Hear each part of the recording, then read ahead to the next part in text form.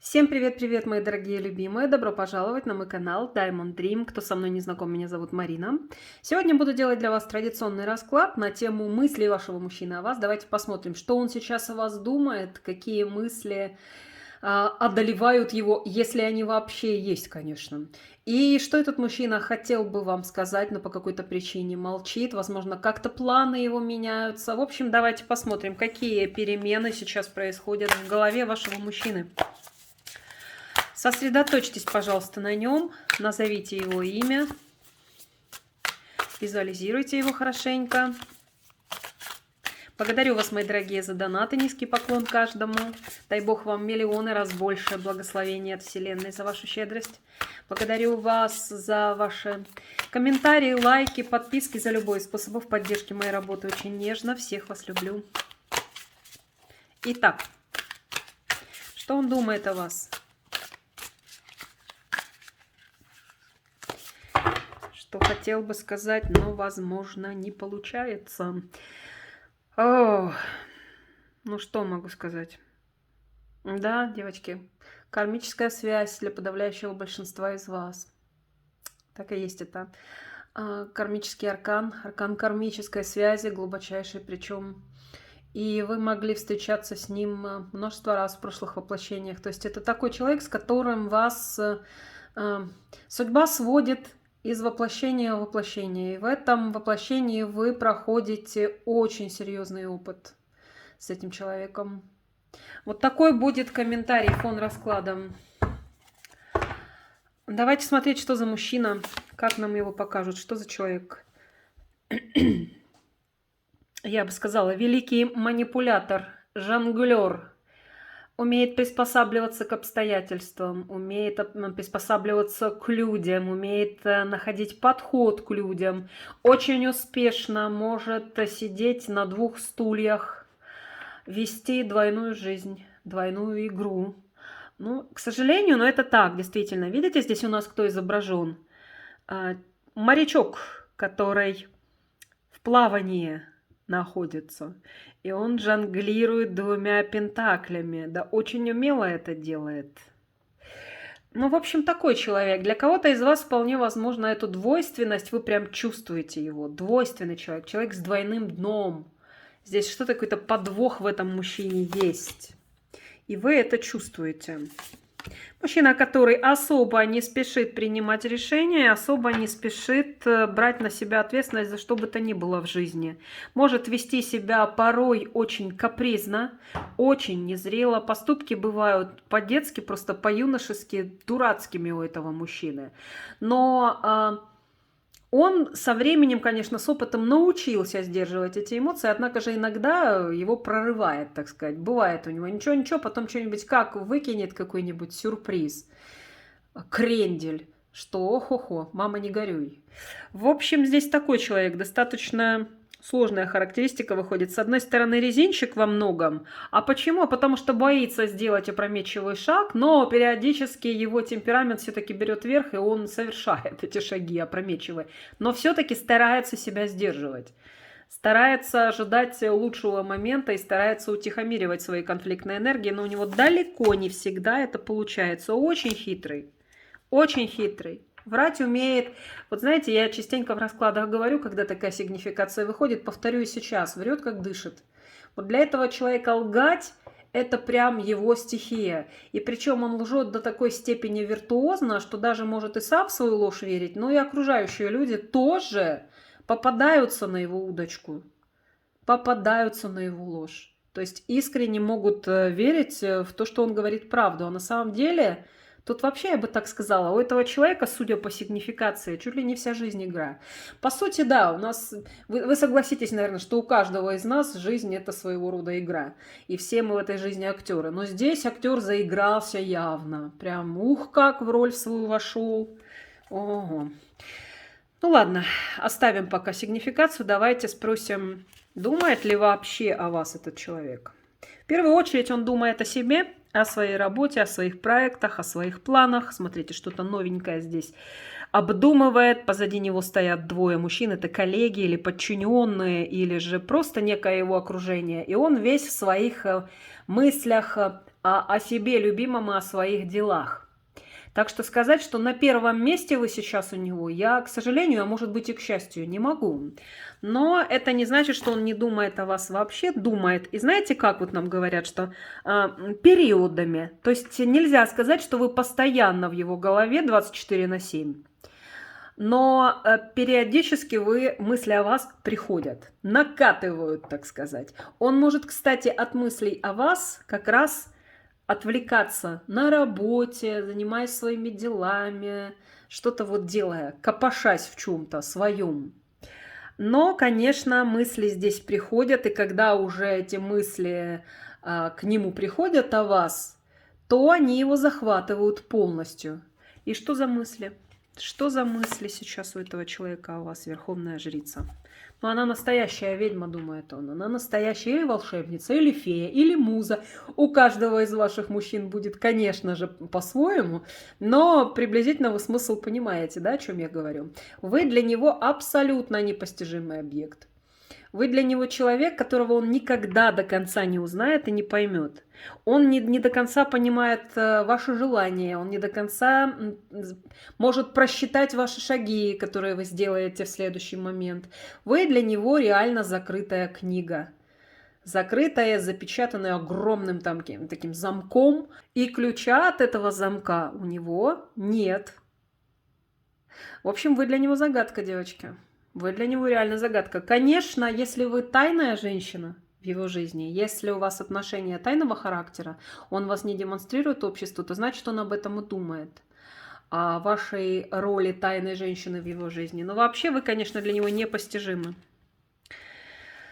Что-то его расстраивает, разочаровывает. Возможно, у вас с ним разлад произошел, или что-то не складывается, или, может быть, вы с ним расстались. Вот если расстались вы с ним, или поссорились, или у вас сейчас идет именно разлад в отношениях, то мужчина этим разочарован, расстроен, печально ему, неприятно на душе.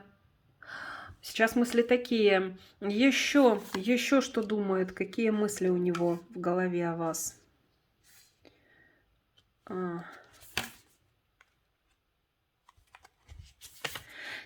Он, вы знаете, он вообще, вот этот мужчина, он умеет манипулировать чувствами людей, и он это делает с вами. Просто имейте это в виду. Вас показывают искренним, открытым, замечательным человеком. Посмотрите, вы какая красавица, принцесса. Вы, конечно, тоже далеко не простачка, не простофиля уж никак. И, возможно, вы единственная женщина, которая его хитрости, его ложь умеет распознать и раскусить. Потому что люди-то принимают за чистую монету окружающие. А вы из, так сказать, числа этих людей выпадаете. Вы такой человек, который его можете реально раскусывать манипуляции, как бы он ни старался, как бы он там не алхимичил, но вы можете распознать это. Однако же этот мужчина, он великий манипулятор чувствами людей.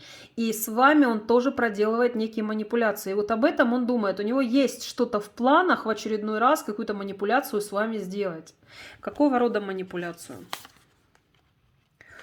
Кстати, если вы, допустим, с ним сейчас расстались, то его молчание, его нежелание идти на контакт, его уход в себя полностью, да, с вами, вот не контакт, как будто мужчине все равно, вы расстались, ему все равно. Это очень серьезная манипуляция с его стороны.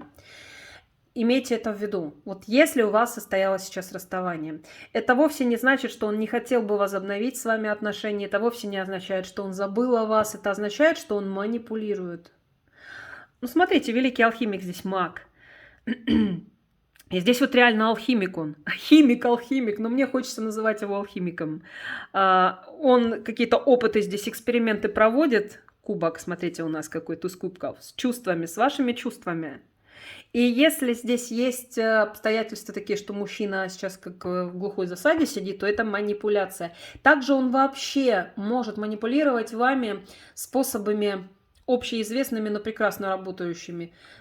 Тепло, холодно, далеко, близко. То есть приближать вас, отдаляться, дарить вам эмоции, дарить вам тепло и отталкивать. Здесь мужчина, возможно, конечно, и врожденный манипулятор, но и приобретенных качеств у него очень большое количество, поэтому он манипуляции сейчас осуществляет в основном осознанно.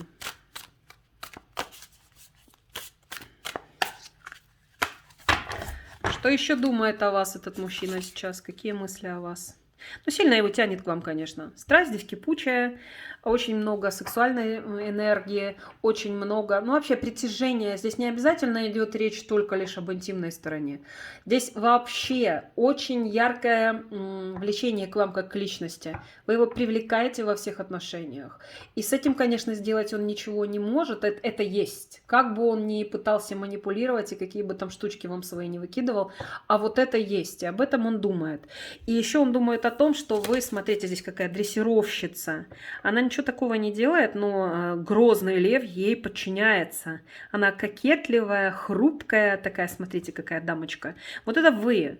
Вы действительно умеете его укротить, подчинить своей воле. Он об этом думает сейчас.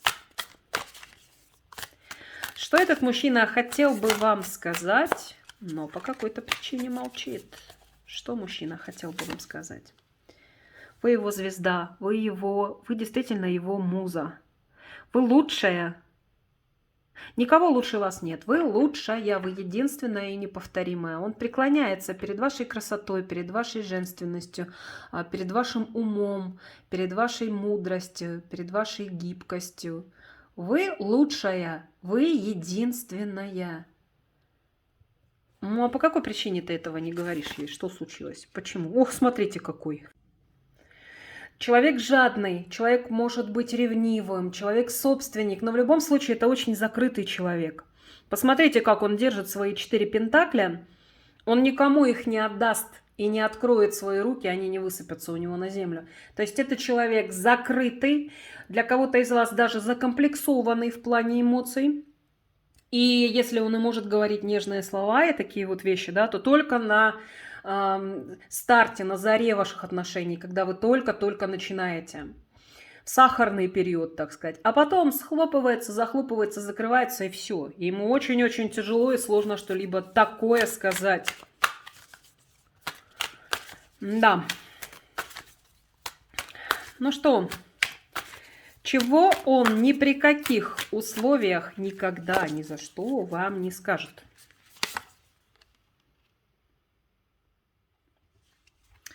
О том, что он может быть неконкурентоспособным. Что это значит? О том, что может пасовать перед трудностями в жизни. И о том, что вообще, когда приходят какие-то проблемы в жизнь, ему тяжело их решать. Он, конечно, их решает, куда деваться. Но у него большой страх есть, что он не сможет эти проблемы решить. Большой страх есть, что а вдруг не справится. То есть вот такие вот вещи. Он этого не скажет никогда, что он может проявлять слабость. Не хочет он об этом, чтобы кто-то знал, тем более вы. Чего он еще вам никогда, ни при каких обстоятельствах не скажет? Он очень боится, что вы можете первое выйти из отношений. Если вы уже это сделали, то для него это, конечно, удар. Вот реально очень серьезный удар. Люблю этот аркан, часто вам описываю его, рассказываю про эту девушку, которая с красным чемоданчиком со своим саквояжиком убегает. Видите? Убегает, просто уходит, все, надоело. Он переживает, боится, что если вы сделаете первый шаг такой сами, первое выйдете из отношений, то для него это, конечно, будет очень неприятно. Такой мужчина, как он, предпочитает отношения закрывать первым, и более того, не полностью закрывать, а в любой момент потом появиться в вашей жизни вновь, но первая скрипка в плане расставания должна быть его. Если это делает женщина, его бросает, давайте так вот грубо скажем, ну как есть, так и есть, то это, конечно, для него весьма и весьма неблагоприятно. Многие мужчины, если вы с ними продолжаете отношения, они могут опасаться, что вы в принципе можете уйти, что вам может все надоесть, и вы можете все бросить и уйти. Этого он вам никогда не скажет. Ни то, ни другое, о чем я сейчас вам говорила. А какая мысль о вас ему не дает покоя? Есть ли какая-то мысль о вас, которая не дает ему покоя? Да, ему не дает покоя мысль о том, что вы кому-то другому, а не ему, можете отдавать всю себя, свою любовь, свою энергию. Вы ему отдавали, мальчику, с искренними просящими глазками отдавали все свои пентакли. Вон у него уже 3, у нее 3, она 4-й протягивает, и остальные все ему тоже отдаст. Потому что Ну, как ему можно не отдать эти пентакли, правда же? Так вот, он опасается, что в вашей жизни может появиться кто-то, на кого вы переключите свое внимание, и кто окажется более виртуозным в прошении у вас ваших ресурсов. То есть, а вдруг кому-то вы будете давать больше любви, больше заботы, больше эмоций своих. Вот эта мысль его одолевает. Он не хочет, чтобы было так. Он хочет, чтобы все доставалось только ему. Чтобы только он опустошал ваш саквояж. Больше никто другой. Еще, какая мысль не дает ему покоя? Еще одну вытащим карту и посмотрим. Ваше прошлое очень часто вспоминает, и ему не дают покоя вот эти воспоминания. Он вспоминает самые нежные, самые прекрасные, приятные моменты, эмоциональные, чувственные, которые между вами были. Этот мужчина не может забыть ваше прошлое, соответственно, не может забыть вас, даже если вы в расставании с ним сейчас находитесь. Он постоянно в голове, в своей памяти перебирает то, что было между вами раньше, в прошлом. И это хорошие эмоции. Это все самое теплое, все самое прекрасное, что у вас было с ним. Он этого забыть, конечно же, не может. Вспоминает постоянно, это не дает ему покоя. Но давайте так, спросим еще, что он хочет вам сказать сейчас? Что он хочет вам сказать? Он испытывает чувство вины перед вами, понимает, что виноват, понимает, что где-то в чем-то накосячил, где-то, может, слишком много врал или вел себя слишком эгоистично, был слишком уж таким подчеркнутым манипулятором, но он им остается, продолжает быть. Все-таки здесь мужчина не без совести. Он понимает прекрасно, что обижал вас чем-то, то есть вину свою чувствует перед вами. Вот это он хочет вам сказать. По сути, он хочет вам сказать: прости меня за то, что я сделал нехорошего. Я это осознаю. Давайте спросим, он действительно это осознает? Ну, вообще, вы знаете, как бы да. Особенно осознает тот мужчина, который с вами сейчас в расставании. Если у вас состоялось расставание, расставание было резкое, тяжелое, то сейчас мужчина осознал. Реально осознал свою вину. Вот как раз, кстати, эта информация и вышла больше для тех, кто в расставании с ним, или же у вас были такие ситуации, когда вы резко, тяжело с ним расставались в прошлом. Даже если сейчас вы вновь в отношениях, он вам хочет сказать, что осознает и прекрасно понимает, что вина его была 100% в том, что произошло. Он хочет вам это сказать. Хочет, да, не говорит, мы уже видим много чего он хочет сказать, но не говорит. Но через Таро он вам сейчас это говорит: прости меня, я понимаю, что я был неправ. Я понимаю, что я тебя обидел, что я причинил тебе боль. Девочки, это уже большой плюс, согласитесь. Тот человек, который к нам приходит постоянно на расклады, вывести его на такой разговор откровенный о том, что он признает свою вину, это ого-го, какое достижение. Благодарю вас, мои дорогие, за то, что досмотрели расклад до конца. Буду очень благодарна вам, как всегда, за лайк, за теплый комментарий под моим видео. Подписывайтесь, пожалуйста, на мои каналы. На YouTube нажимайте обязательно на кнопочку колокольчика рядом с кнопкой подписки, чтобы получать уведомления о моих новых видео. Я же всех целую, люблю, желаю всем счастья, любви, добра, гармонии, вдохновения и, конечно же, защиты и покровительства высших сил. Всех вам благ, мои драгоценные. Пока-пока. До следующего расклада.